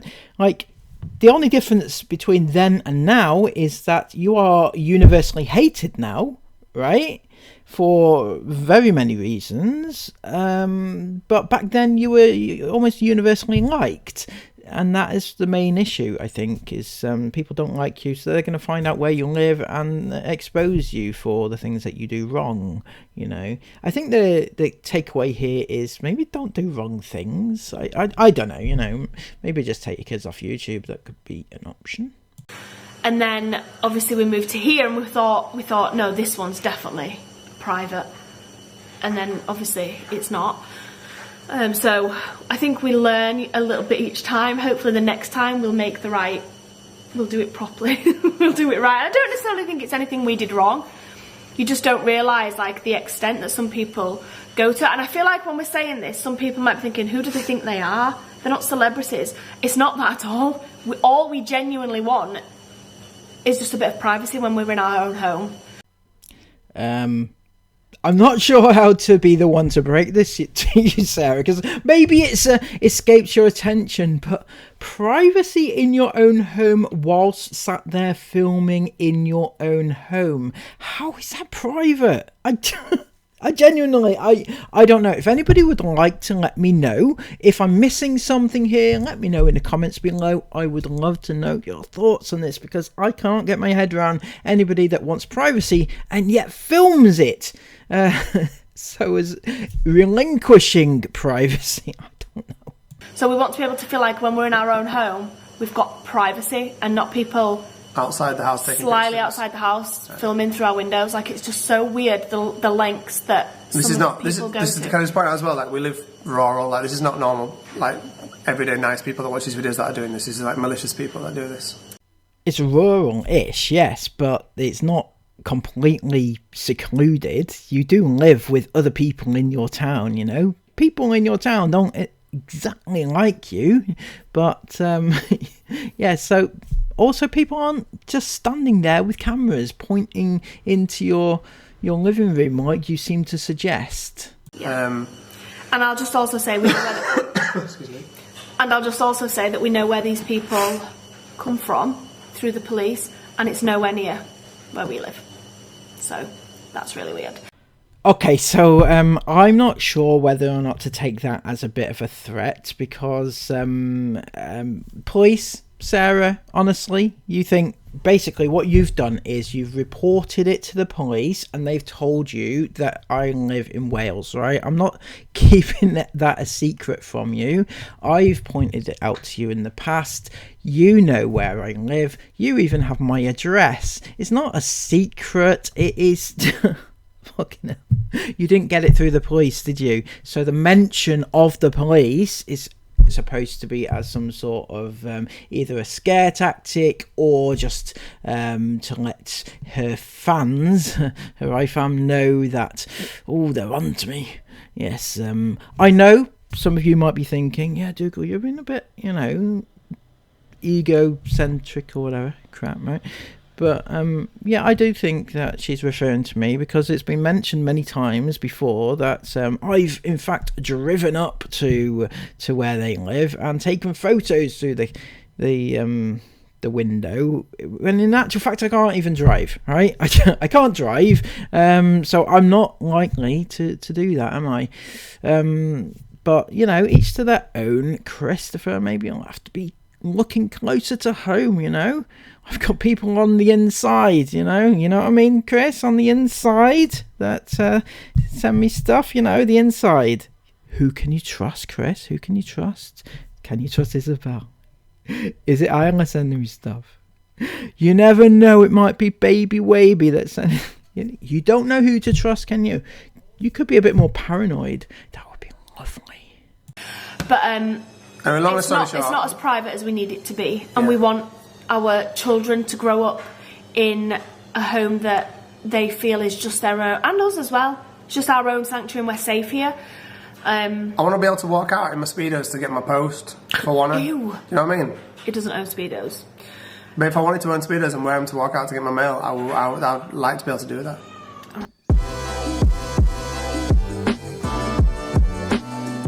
There's a lot of homeschooling questions. How many hours do your children spend homeschooling, and how do you know that they are on track?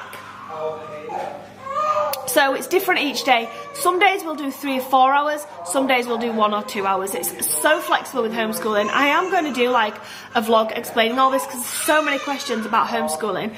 But yeah, it's really flexible. Some days we do nothing, some days we do 6 hours. It's different every day. Sounds super routine like, Sarah. Sounds like you got your kids in a right old routine doing their schoolwork. Some days it's 1 to 2 hours, some days it's no hours, some days it's 6 hours. Seriously, how do they decide? Is it the kids that decide how many hours they want to do a day, or is it you that set them the work to do every day, or how does it work? I'd really love to know this one. As for how do you know they're keeping on track? Okay, Rory's just having a feed. She's definitely not feeling her best today, so she's just been a little bit more fussy than usual, so we're just sorting her out. But I just finished what Sarah was saying. I am just sat here. Sarah's right here, yeah. She just got her boobs out, so she doesn't want to be on camera right now.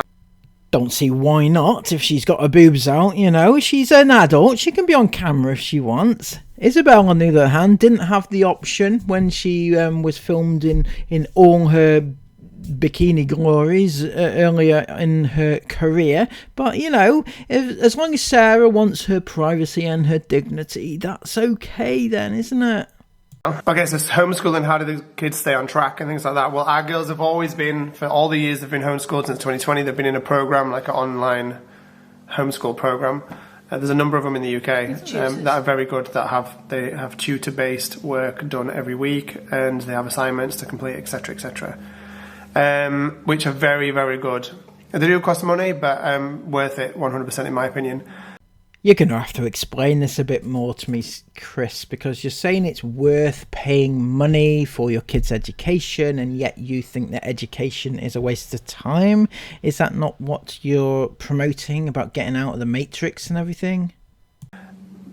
Keeping them on track and monitoring things like that is also done by outside you have to do it once a year. Educational governing. What's a bit whatever. That's right. So they're governed once a year basically, and you have to submit like examples of. You don't have to. This is a point I need to make actually. Yeah.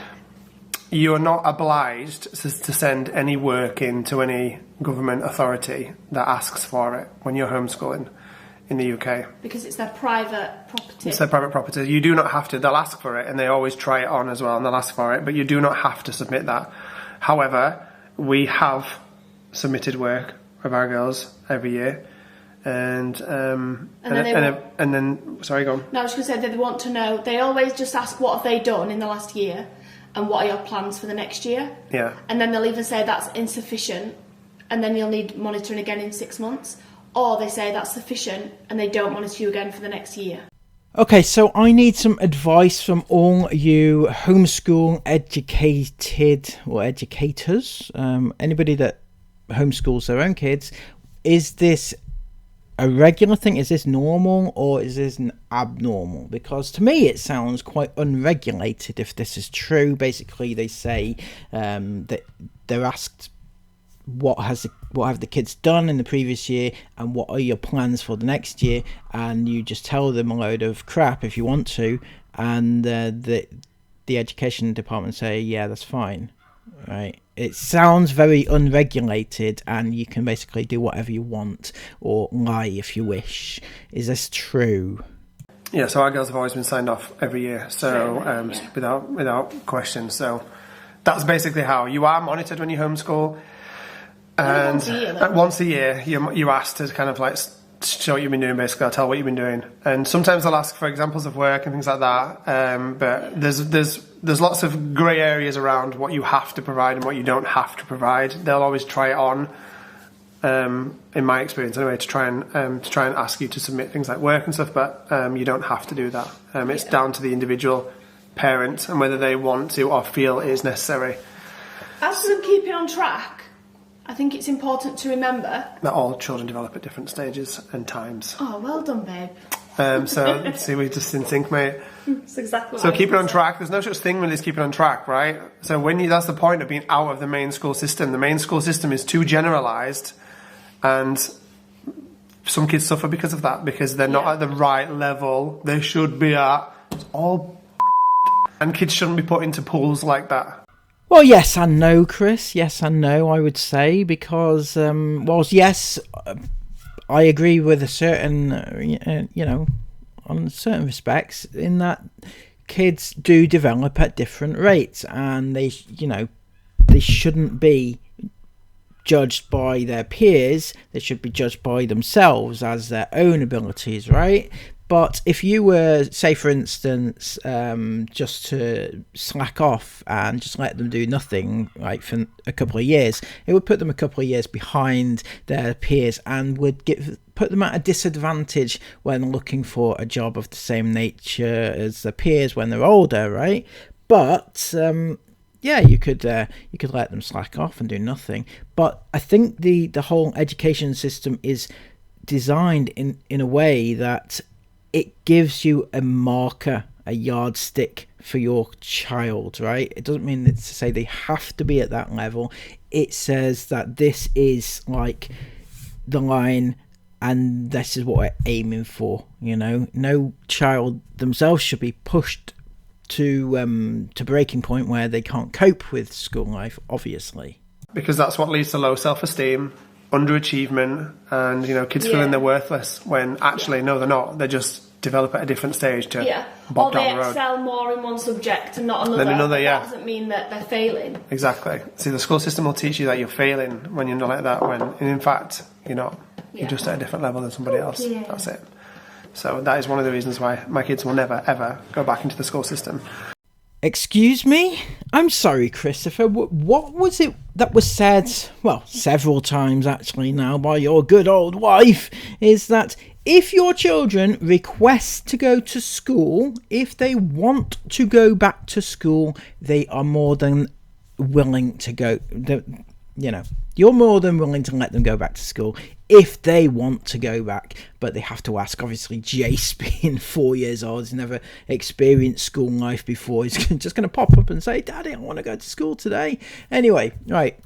But now you're saying that your children will never, ever go back into the school system. Now, that's an interesting thing, because I thought you were quite open to what your kids wanted. Okay, is there anything you teach in home education that isn't taught in the school curriculum? Yes. There is loads. All right, I don't want to offend anybody by saying this, but basically the school education system is so far out of date. Yeah.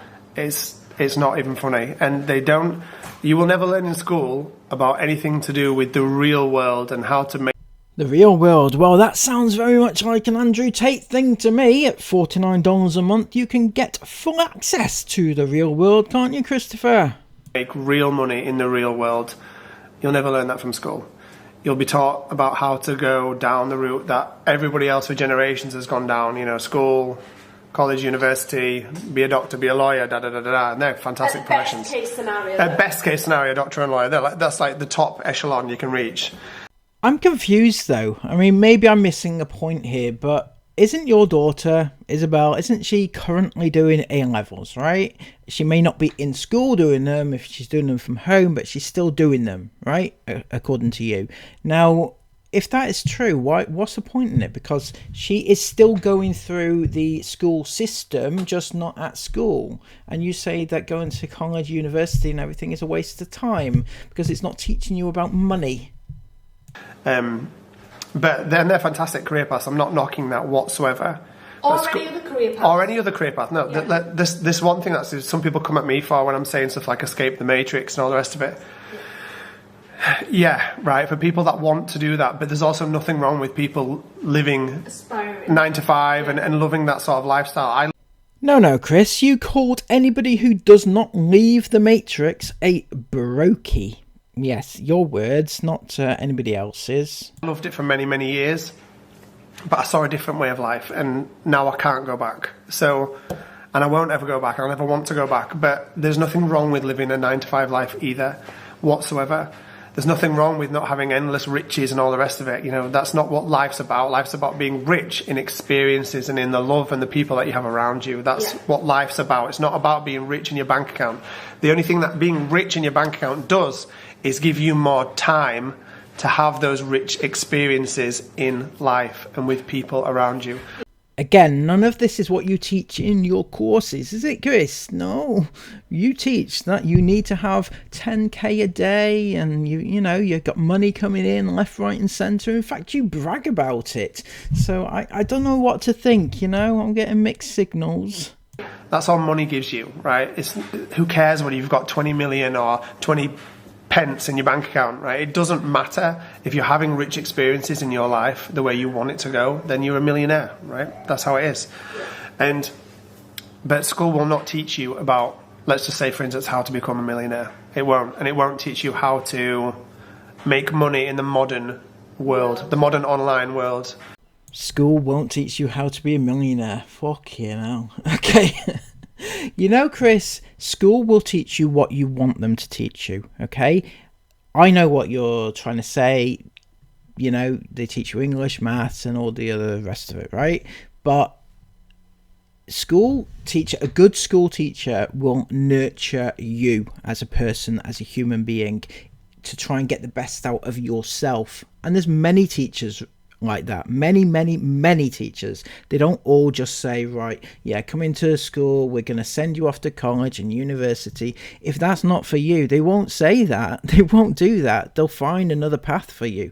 And so everything you're saying is absolute BS. I'm sorry. The modern world we live in with AI these days, school will never teach you that. Is he taking the piss now? Seriously, I'm sorry. Now, of course they won't teach you AI. Fucking hell. Do you want them? Would you prefer it if a student could spell words properly, or and write maybe a book or write a story or something like that? Or would you rather that they just said, oh yeah, just ask AI to write me this? I can't be arsed today, No.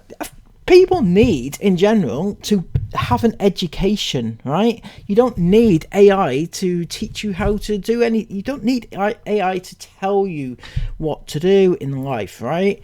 And using AI in a school setting is an awful idea. And it's absolutely atrocious. What the hell is the matter with you? Because it's a system that's set up in a different way, It's a system that was set up centuries ago.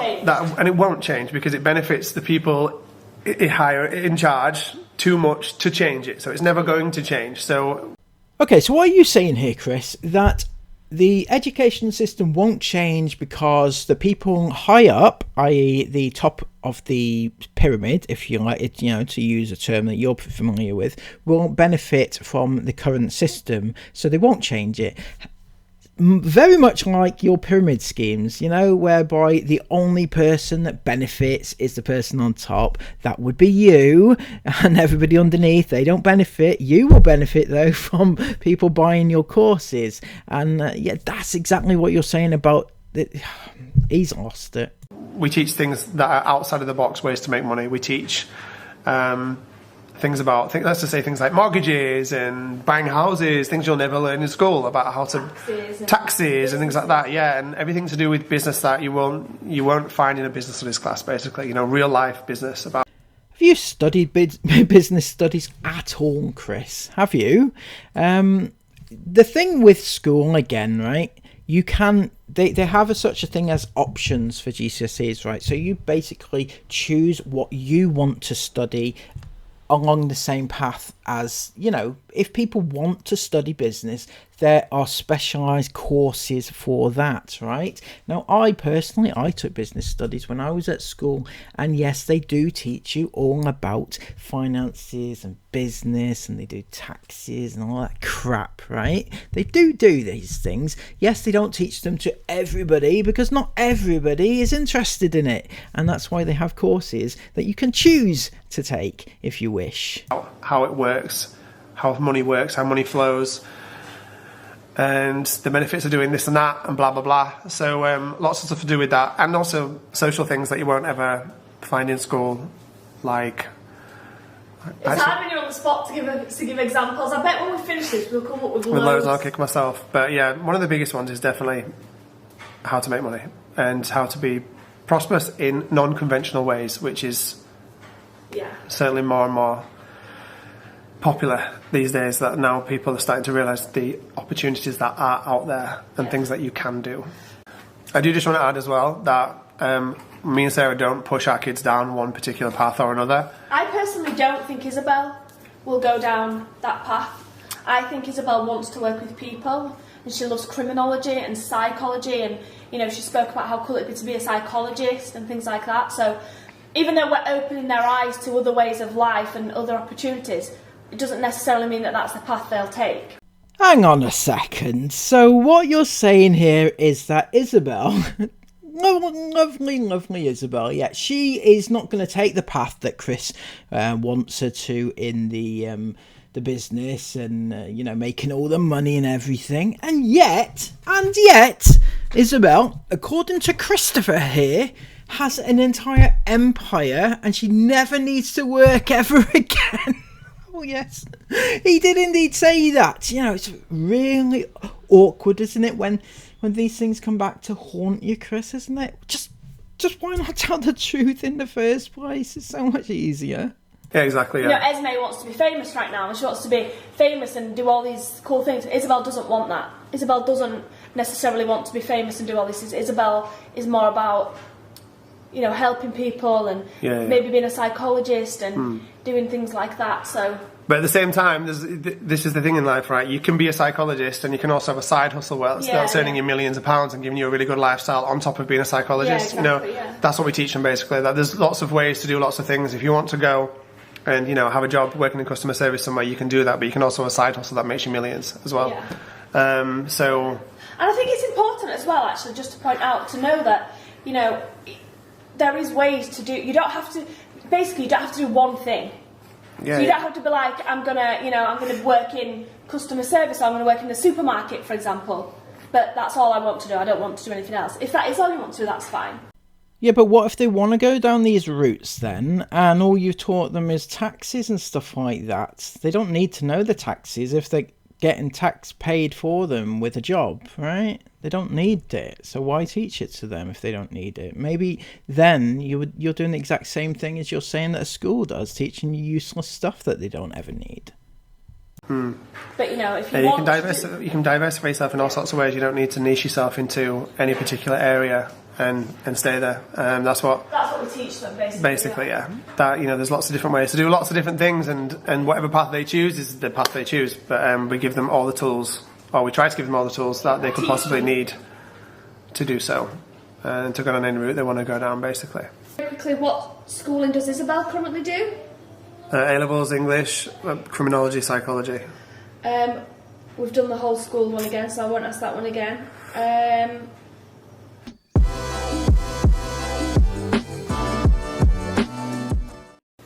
Okay, so do you feel pressured around Christmas time to have the perfect Christmas because you're YouTubers? No, never. Our Christmases has never been any different. So like this is one thing that kind of like sometimes again, you know, when Sarah says that she annoys her when she gets called a liar. Like, this is one thing that this question doesn't annoy me, but when people presume that, like, we act up or we do things differently because we're YouTubers, and we don't. Our lives have always been the way they are now. Birthdays, Christmases, holidays, they've all been the same. Yes, they might be a bit more extravagant now because we earn, you know, more money than we did back when. Holidays are more extravagant. Christmases are not. No, they're not the same, actually, because that's the thing is that. Yeah, so apparently Chris and Sarah used to do this back in the day before YouTube. They set up a camera and they made the kids wait to walk down the stairs in a choreographed methods, and they did all this before YouTube came along. It was great, wasn't it? I'm sure. And then they sat their kids down there one by one with all these presents, and they got the camera out and started to film them, and, you know, got them all riled up and everything, and ready for the day ahead to film them for 50,000, 100,000 people. You happy? Yeah. Making me cry. It's on your phone. It's got that protection thing under me to leave that on. And then, of course, you've got the multi-camera setup. You know, if one camera's not enough, you've got another one there ready to film the other angle, you know. And I'm sure they did all this before YouTube even came along. It was always a thing, you know. Maybe they did some sort of role-playing there. I can imagine that being the case, isn't it? Did you really have this exact same setup for Christmas and birthdays and stuff before YouTube came along, Chris? I don't think that you can say that is true. Most people that watch these videos now joined us in 2016 at Christmas when our video went viral and got like tens of millions of views of the girls' Christmas morning, and that was when we were really only scratching the surface of being YouTubers. Like, another falsity though, Chris, because before that Christmas Day vlog, when yes, you did go viral, you had at least 50,000 subs at that particular point. So it wasn't like you were little YouTubers. You had a lot of subs. That was in September of the year of that year that you had reached 50,000. So, you know, it's not like you were just scratching the surface of being a YouTuber. That wasn't done for YouTube. That was done like every Christmas we've ever had was exactly the same. And Sarah's proved it time and time again because we've filmed every Christmas and we've put bits of those Christmases online from years and years before when we were not YouTubers. Obviously that Christmas went viral, that 2016 went viral, probably because of how many presents they got and Esme's reaction to a Reborn doll. But we didn't know that was going to happen. No, we had no idea. We went like, hey, let's buy kids loads of presents and go viral on YouTube and earn loads of money. So back then, there wasn't a thing about going viral. Like, YouTube and social media in its general self was in its infancy when we started making videos like this. As far as we were concerned, anyway. Definitely, we were schoolboys for a long, long time when we first started making these videos. But the point is that that wasn't filmed to go viral. When it went viral, we couldn't believe our eyes. We were laying in bed literally on a night time with our subscriber count going up by the tens of thousands every few seconds, and we couldn't believe how many people all over the world were subscribing to our channel just from this one video. It was mad. Yeah. But it wasn't our intention. That wasn't our intention, no. So basically, our Christmases have never been any different. They're no different. We always used to just save a lot more back then to be able to provide the type of presents and stuff that we buy throughout the year. Yeah, exactly. We just did it very savvily. That's why Sarah still does it now, because all those traits that she learned back then are still with her. You know, she buys through the year now because. Not because she has to, but because she's always done that before. Because it's ingrained in her. Same with me, why I won't buy myself clothes. Or why I begrudge buying myself new clothes, because It's just a thing that I've been programmed with for all the years of not being able to necessarily afford. Yeah. Stuff so like that. We basically don't do anything different for Christmas just because we're YouTubers. The only thing that we do different, the only thing that causes me stress every year and a lot of money is our blooming intro. It stresses me out every year. Our Christmas intro. That's the only thing that we do different. That's the only thing we do different is we spend money and time making a Christmas intro. Yeah. Everything else to do with our Christmas is exactly as it would be if we weren't on YouTube. Yeah. Exactly. Do you have a budget you follow for each child's Christmas present? I wish we had a budget. We've never had a budget. We never have. We've just never had a budget. Even when we had no money, we still didn't have a budget. And we never ever buy the kids the same. So we never she's had £20 there, so we need to give her £20. We never ever do that. No. We just buy them the presents they want. Yeah, basically. And whatever it costs, kind of thing. And whatever it costs, it costs. Yeah. As long as the piles are similar. Yeah, they have to have like a similar age pile. But I don't think they might not this year. Well, it's hard this year because they're older. This year's the first year. Esme wants things that are tiny and expensive, and Isabel wants things that are tiny and expensive. But Isla wants things that are necessarily. So I still want some toys. Yeah. So Isla's different. Anyway, but that's fine. Whatever it is. But this year's been the first year where it's been harder to buy for Christmas than usual. I don't think it's been harder to buy. It's just been more expensive. Yeah, Esme. Okay, she's back. I'm back. Struggling on ideas for my 14-year-old for Christmas. Any ideas? I'm not going to share them here because this is a really long video, but I am going to pop up some ideas over on my Instagram, so make sure you're following Sarah Ingham Official, and I'll pop all of my ideas up on there. I can't do Christmas hauls anymore for the older girls, just because they've got so many friends and people online as well that watch our videos, and I wouldn't want to ruin their Christmas. I'm not ever going to jeopardise that. So I won't be doing an actual haul, but I will be...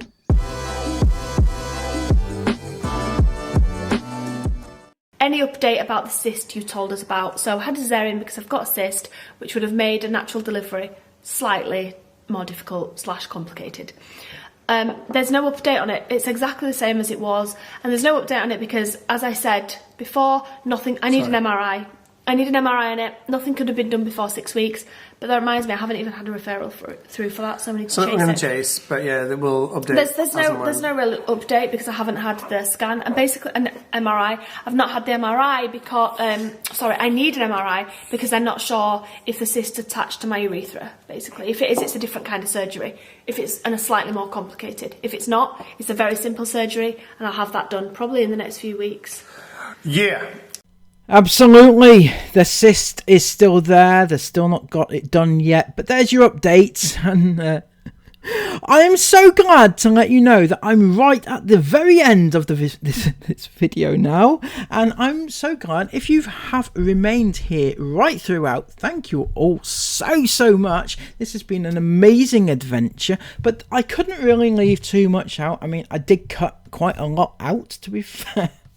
But I couldn't leave everything out because there was so much to let you know, and so many different questions were answered, and so much controversy to be had, and so many talking points. So it just had a piece of everything, and I hope anyway that I've done a good job at dissecting it. It's taken a lot of time to do it. I hope you appreciate my efforts, and if you have, please give it a thumbs up to let me know, because that will mean the world. And comment all your thoughts about this down below on any of the topics that I've talked about today. And until next time, please subscribe to the channel. Obviously, if you are new, help me get up to 10,000 subs. We're getting there slowly but surely. Until next time, have a brilliant day. Take care of yourselves, and bye-bye.